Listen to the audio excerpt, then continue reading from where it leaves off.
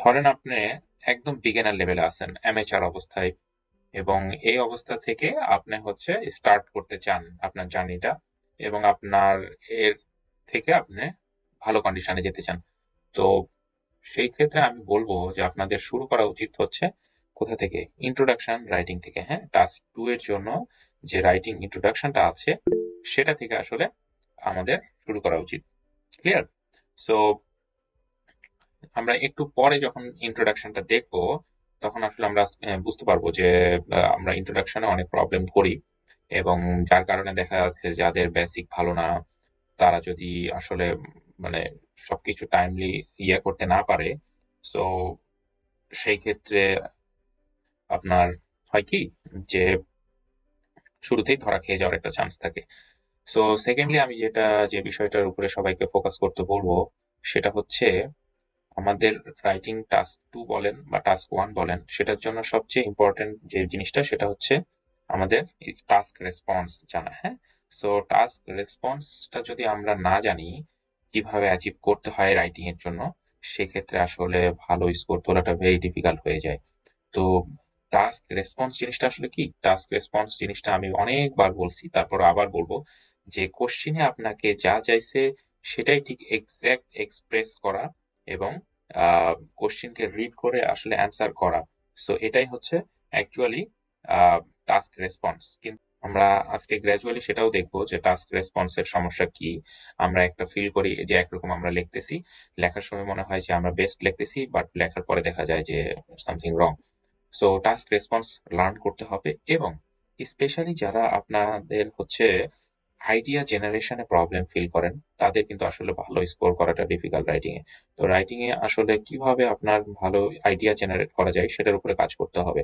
তো এটার জন্য আমি বলি যে জাস্ট আপনি ১০০-২০০ এসে নেন, নিয়ে এসে গুলা থেকে আইডিয়া বের করার চেষ্টা করেন যে এই আইডিয়া হচ্ছে এখানে বলা হয়েছে, এই আইডিয়াটা আমি এখান থেকে বের করতে পারি। যদি আপনারা পয়েন্ট আউট করে করে আইডিয়া বের করতে পারেন, তাহলে দেখবেন যে এটা আপনার জন্য ভেরি ইফেক্টিভ হবে। হ্যাঁ, তখন আপনাকে যে কোনো কোশ্চেন দেওয়া হলেই ১ নাম্বার আইডিয়েশন নিয়ে প্রবলেম হবে না।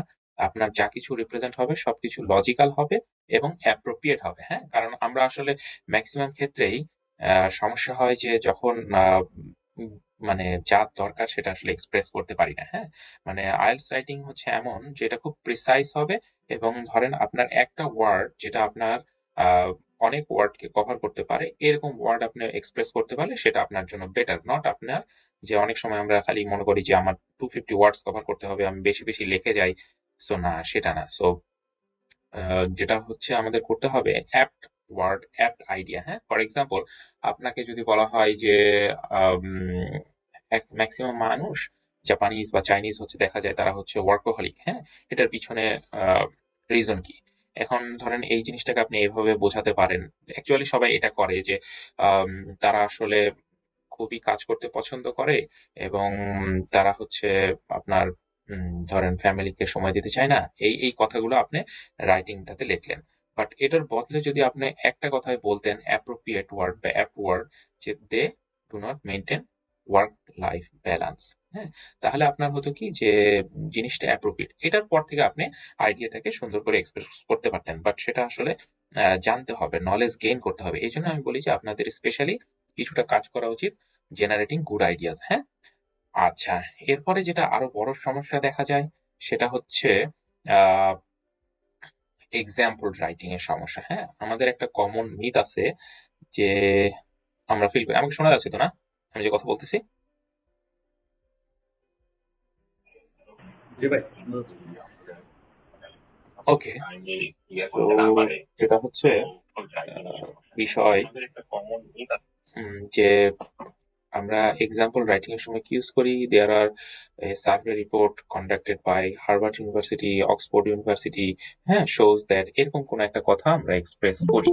বাট সেটা আসলে এক্সপ্রেস আমাদের করার ওয়ে না অ্যাকচুয়ালি রাইটিংটা। হ্যাঁ, সো সবকিছু আসলে আমাদের জানার বিষয় আছে, শেখার বিষয় আছে, এবং দেখা যাচ্ছে যে যদি আপনারা সেইগুলো প্রপার ওয়েতে ফলো করতে পারেন, তাহলে অবশ্যই রাইটিং এ ভালো আসবে। হ্যাঁ, কারণ আমাদের অধিকাংশের ধারণা হচ্ছে আমরা রাইটিং এ এমনি সবার খারাপ আসে, অথবা আরেক দলের ধারণা হচ্ছে আমরা রাইটিং এ খুবই ভালো। তো দুজনাই আসলে কনসেপ্টটা মিথ থেকে বের হয়ে আসতে হবে, কারণ প্রপার রাইটিং করা লেখা যদি আপনি জানেন তাহলে আপনার অবশ্যই রাইটিং এ ভালো স্কোর আসবে। আর যারা এই ধারণার মধ্যে আছেন যে আমরা ভালো রাইটিং জানি, তো বাট আলটিমেটলি এক্সাম দেওয়ার পরে আসলে ডিজাস্টারটা ফেস করেন, তাদের জন্য আসলে উচিত হবে প্রপার আসলে রাইটিং এর টেকনিকটা জানা।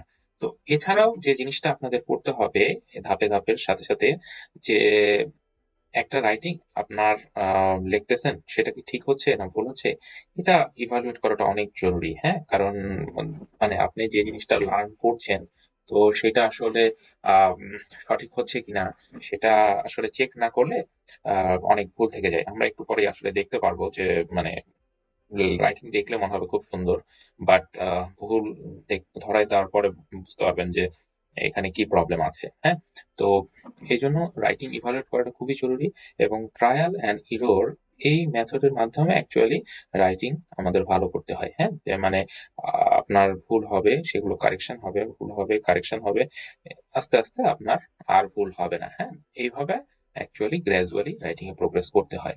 এছাড়া আমরা যেটা আরো করা উচিত অ্যাজ এ